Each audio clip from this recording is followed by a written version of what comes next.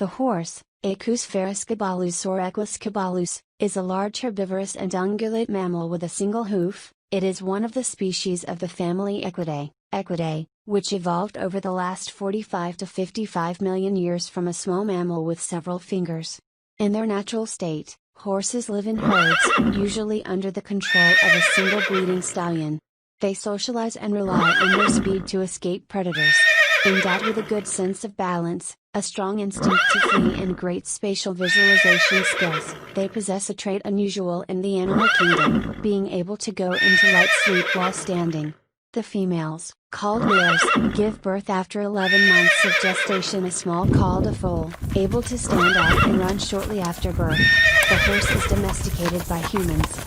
Its use spread throughout Eurasia from the earliest antiquity. Although almost all horses are now domesticated, there are populations of domesticated horses returned to the wild, including Chevaux horse. A vast specialized vocabulary has developed to describe concepts related to the horse.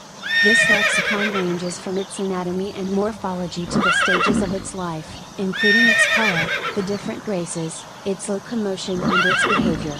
Most domestic horses are trained for riding or pulling between 2 and 4 years old.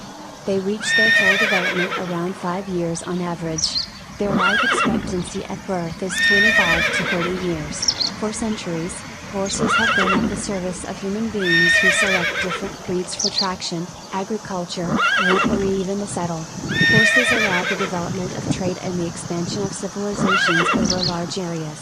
During the colonization of the Americas, the species was reintroduced to this continent. Considered the noblest conquest of man, present in myths, religions, encyclopedias and all forms of art, the horse is, of all animals, the one that has most marked history in the progress of humanity.